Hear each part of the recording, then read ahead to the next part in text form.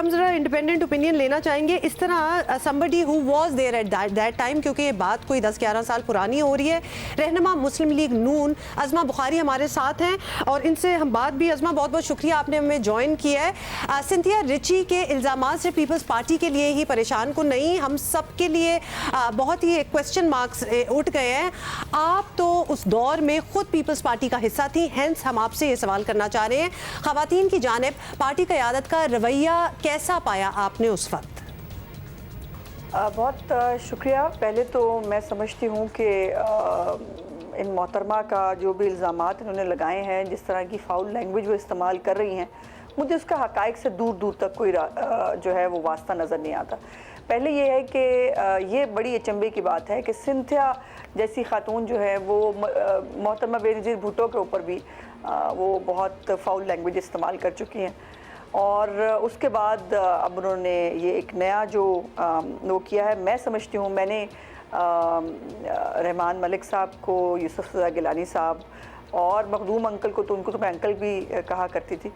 और पूरी पार्टी में एज ए होल मुझे नहीं लगता कि ये कभी इस तरह की कोई बात हमें सुनने में मिली हो या इवन कोई शायबा भी हुआ हो। ये अलग बात है कि आयशा गुललाई, आपको याद होंगी, उन्होंने पार्टी लीडरशिप के ऊपर इस तरह का इल्ज़ाम लगाया था। इससे पहले ये इल्ज़ामात कभी भी किसी लीडरशिप के ऊपर ना लगे थे और मैंने तो कतई तौर पर कोई महसूस नहीं किया कभी। अच्छा अज़मा, सिंथिया रिची के इल्ज़ामात ये कहकर तो नज़रअंदाज नहीं किए जा सकते कि वो 10 साल बाद ये बातें क्यों कर रही हैं या फिर उनका अपना किरदार मशकूक है।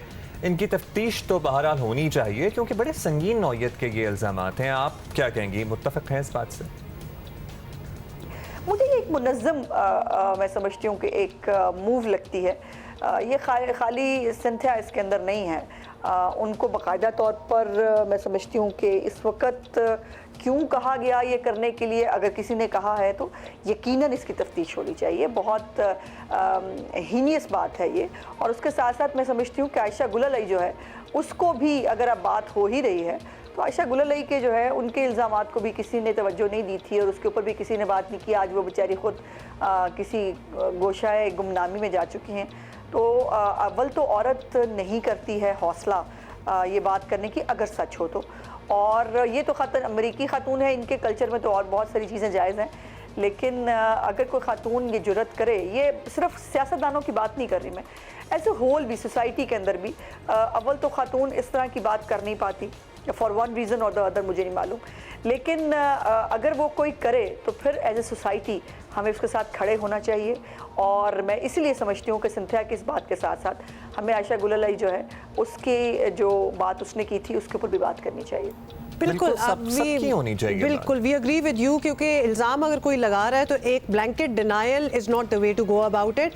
आपको मानना चाहिए, उतना तो मानो कि उसको इन्वेस्टिगेट तो करो और उसके बाद जब आपको पता चले कि there is nothing in it, कोई सदाकत नहीं है इसमें, तो आप उसको फिर उस तरह टैकल करें। पीपल्स पार्टी हो या मुस्लिम लीग नून, इस नौयत के इल्ज़ामात किसी पार्टी क़यादत पर इस तरह पहले नहीं लगाए गए। आयशा गुललाई का भी एक केस था, but this is a different ball game. हमारे सियासी कल्चर में क्या ख़वातीन इतनी महफूज हैं जितना होना चाहिए? अज़मा, मैं आपसे पूछ रही हूँ, एक सियासी वर्कर के तौर पर आपकी राय क्या है? आपको एज ए होल, आपको पूरी पाकिस्तान की औरतों के लिए एक, अगर औरत की बात करनी है तो सबके लिए एक पैरामीटर सेट करें। ये जो हमें दिन रात गालियाँ पड़ती हैं, हमारी कैरेक्टर असैसिनेशन होती है, हमारी फैमिली तक के लोग जाते हैं, वो उनको बाकायदा तौर पर बुलाकर, एक मीडिया सेल मौजूद है उसमें उनको बुला के कहा जाता है कि मरीम नवाज़ जो है उसके बारे में जो मर्जी कह लो, बुशरा बेगम के बारे में कोई कुछ नहीं कहेगा। ऐसे नहीं चलेगा, दोहरा मेयार नहीं होता है। लेकिन यकीनन कोई भी माहौल पाकिस्तान की औरत के लिए कहीं पर भी आइडियल नहीं है। उसके लिए एक तो एफर्ट करनी पड़ती है, आपको खुद अपने लिए बाउंड्रीज तय करनी पड़ती हैं। और मुझे ये कहने में कोई आर नहीं, मुझे आज 17 साल हो गए हैं पाकिस्तान की पॉलिटिक्स में। अल्लाह का करम है और उसकी ज़ात का एहसान है कि आज तक मैं कोई एक इतना सा इवेंट भी याद नहीं कर सकती कि जहाँ पर मैं किसी से शिकायत कर सकूँ या मुझे कोई किसी से ग्रीवियंस पैदा हुआ हो। ऐसा नहीं होता।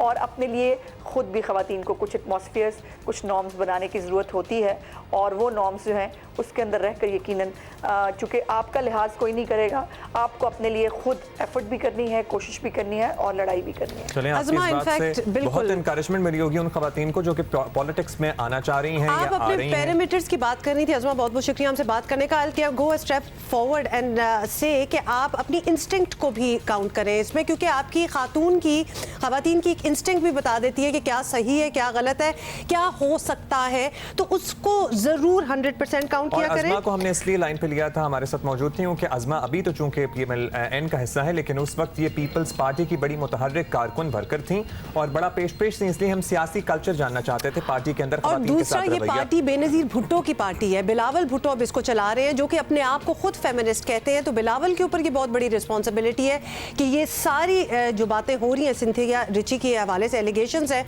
उनको क्लियर करें।